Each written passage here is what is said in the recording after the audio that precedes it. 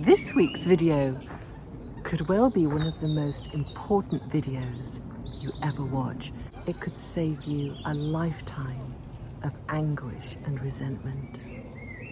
What we're concerned about today is real forgiveness. We can get trapped in this superficial forgiveness where you're sort of trying to forgive someone. You may be having conversations with yourself, trying to convince yourself that you really should forgive this person, or you really should forgive yourself. But somehow it doesn't seem to be happening. If that's the case, this video is really going to help.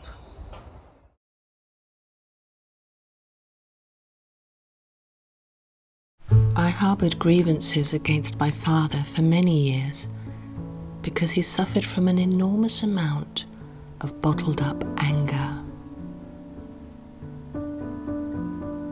Living with him as a child was like living with a powder keg or an unexploded bomb somewhere in the house.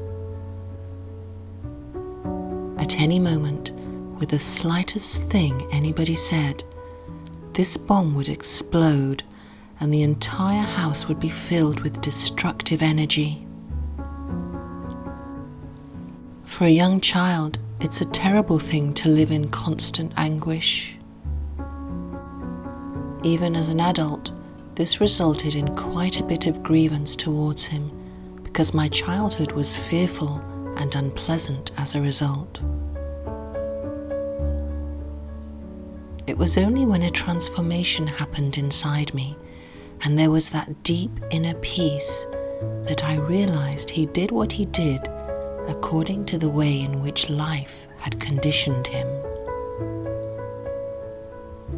When he was a child, he had an enormous amount of resentment against his family. There was not enough consciousness in him to disidentify from the anger. The anger was using him. It lived in him as an energy field, and it could come up any time. He was as much a victim as I was, and I saw that. After I had gone through the transformation and found inner peace, I could see that he was a victim of his own circumstances.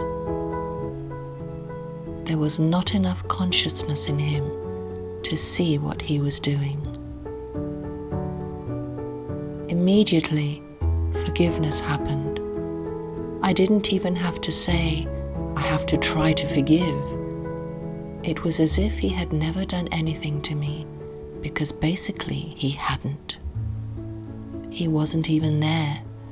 It was only the unconsciousness in him acting up. And so, forgiveness happened naturally. The most important thing to see when we're talking about forgiveness is the unconsciousness. And in this story about Eckhart's father, we can very clearly see the unconsciousness and the conditioning that was in his being that caused him to act in this angry, volatile way. So as he was growing up and he was doing the type of work that he was doing, this resentment, this anger festered in him, and it just grew to the point that he became this type of person that Eckhart describes like a powder keg, ready to explode any moment with hardly any provocation. Eckhart says this anger that was inside him used him, and he wasn't aware of it. He wasn't aware of it at all. And that means that he was unconscious. It's almost as though he was a puppet, and the anger, that deep-seated anger, was controlling him. There wasn't enough consciousness in him to see what he was doing. Fortunately, Eckhart had an awakening experience and realized that his father was just as much a victim as he was. When you see the person that you've been blaming is a victim of their circumstances, it changes everything. I love these words of Eckhart's when he said that he realized what was going on and he instantly forgave his father. He said it was as if he had never done anything to me, because basically he hadn't. He wasn't even there. He wasn't even there. The unconsciousness in him was acting up. Wow. He wasn't even there. If there's someone in your home who's behaving in this kind of way, or in any kind of way really, that you find really difficult to forgive, that you've been struggling with, consider the story of Eckhart's father and how this anger, this energy of anger, was just coursing through him and he didn't have any control over it whatsoever. See the unconsciousness in the person. See the unconsciousness in the act. Realize that this person, their true being, isn't even there. It's buried under this lifelong conditioning. That doesn't mean that they'll never be free. That doesn't mean that things won't change. But with the understanding of what's going on, things are more likely to change because of the way you respond to them. You'll be in a position to listen to the wisdom within you and to allow love and understanding to flow out of you into this current situation.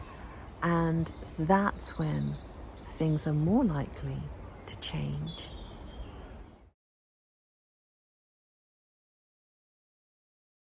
When an injury happens, very often there's a mental judgment of a situation. Actually, beyond that mental judgment, not that much happened. Let's take a simple example. You arrange to meet somebody, or somebody says, I'm going to help you move house. I'll be there at 5 o'clock to help you move with my car. And he doesn't turn up. That just is as it is. Now your mind then comes in and says, he let me down, or he betrayed me, whatever the judgment of the mind is. Very often, it is the judgment of the situation that creates the feeling of being injured. If you can just be with, oh, he said he would come, but he didn't turn up, that's a fact. Whatever your mind wants to add to it gives you the sense of injury and strengthens the ego. So just be with the pure facts. He betrayed me. What did he do? He went off with another woman. He betrayed me. Betrayed me is an interpretation, and the more you have that thought, the more you feel the emotion that goes with that thought. But who is it that feels that emotion? The egoic self feels betrayed, because who you deeply are and who you are in your essence doesn't feel betrayed. The fact is, he went off with another woman. That's what he did. Is that all? Yeah, that's what he did. You refrain from adding a story to it. This comes easily when you're connected to who you truly are. Then it's easy to let go of the unnecessary imposition of stories upon events. The event is neutral. The story interpretation of it is what creates the anguish. Isn't it interesting how the mind loves to create a story, a drama, a soap opera really, about what's happening? But actually, Eckhart points out, everything that happens is neutral. The mind likes to add a story onto that. And in the story, there's a lot of drama. This person left me. Why did they leave me? Well, because I'm this, because I'm that, because I'm not good enough. That person didn't show up. Why didn't they show up? Well, they're probably with somebody else. They probably don't care about me. We weave these mental webs and we get stuck in them. We get completely stuck in them because we believe them. Eckhart's bringing us back to the basics. This is what happened. It just is what it is. You don't need to add a story of injury to it. It's important to see here what we do to ourselves. We do this very innocently without realizing how much pain we inflict on ourselves through creating these stories about what happened. So Eckhart gives us the most excellent advice. He says, just be with the facts. Stick with the facts. No need to add anything else. And Byron Katie has also said some very helpful words of wisdom concerning this topic. She says we only do 3 things in life. We sit, we stand, and we lie horizontal. The rest is just a story. I mean, talk about simplified view of life, right? But I love that. I love that. Stay with the facts. Stay with the facts. Notice your tendency to create a story. Notice, how many stories have you created? How many stories are you holding on to? How many stories are keeping you trapped in something that happened in the past? And more importantly, how much longer do you want to be a victim?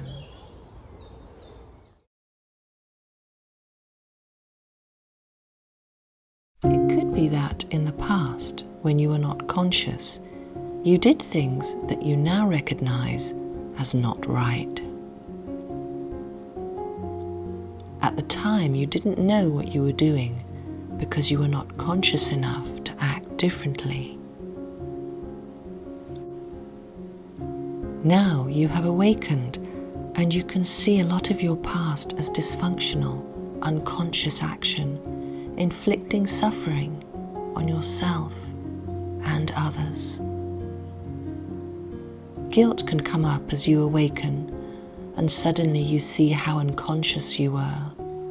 The guilt says, I did that. But what does that mean when you say I? What is that I? Who is I? When you think that your mental emotional conditioning is I, then you are deluded. Your mental emotional conditioning is not I. It is the mental emotional conditioning in you. It's a false identity. There is no real I there.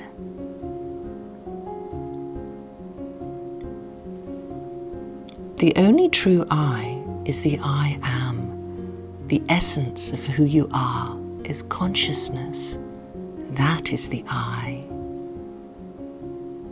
It's not that I did that. Human unconsciousness did that. If you construct an I out of the human unconsciousness that you represented, that is an ego attempt to manufacture another mind-made identity for yourself. So the ego will cling to the guilt and the associated action in the past with identity, my identity. And that's how the ego can survive and torture you for years, saying, I did that. Find the true I, and that will free you. Then you will naturally forgive yourself without needing to take any action. Now, how many of us regret something that we did or said in the past?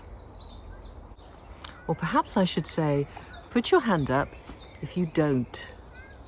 Eckhart says at the time you didn't know what you were doing because you were acting out of unconsciousness. You weren't conscious enough to act differently. And this is crucial because if you don't see this, you could spend the rest of your life feeling guilty and blaming yourself for what happened. But that's not helpful, is it? It's not helpful at all. In fact, it's tragic. So we go through life unwittingly, blaming ourselves and saying, I did that. The thing to realize here is that this I that we're talking about isn't the real I, the conscious, aware I that you are in your true nature. Rather, it's the false sense of self, otherwise called the ego. Eckhart says, it's not that I did that. Human unconsciousness did that. This is what we need to see. Human unconsciousness did that.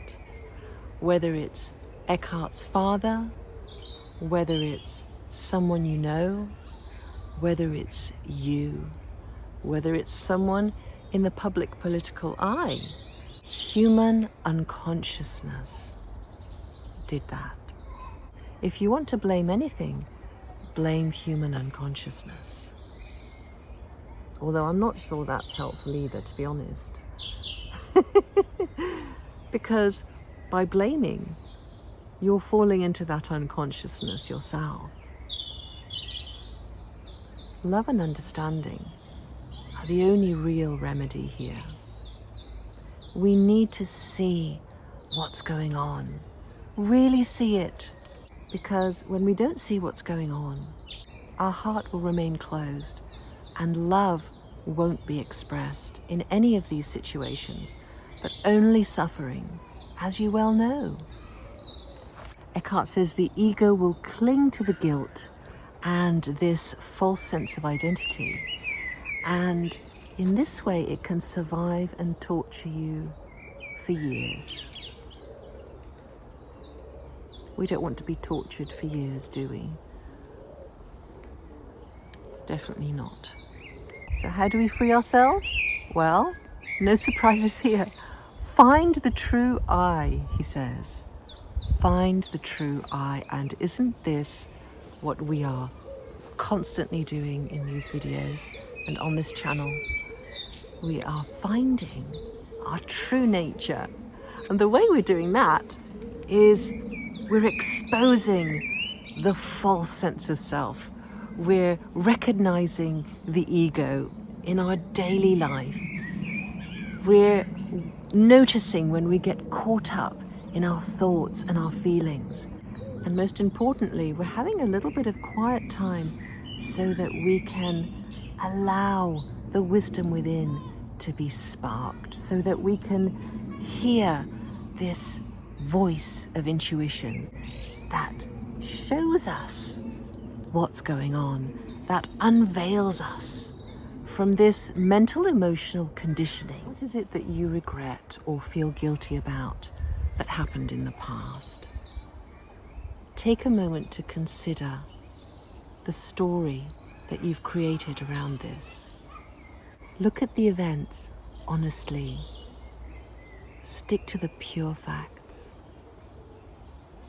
Remember that you're not this confused, fearful, and guilty self who you've been imagining yourself to be. And realize that it's the mental, emotional conditioning, the unconsciousness that's at the root of what happened. And that the way of forgiveness is ultimately to know the true I. In fact, this discovery of who we are is at the core of all these wisdom quotes that I share with you week by week. It's the one thing that all these wise souls keep pointing us to. And ultimately, it's the solution. to all the world's problems. I hope you found this video helpful.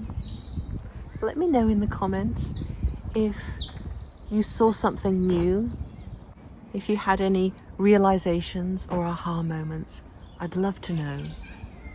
And I pray that these words of wisdom that I shared with you today by Eckhart Tolle really bless you, and that you find healing and rest in your relationships with others and with yourself.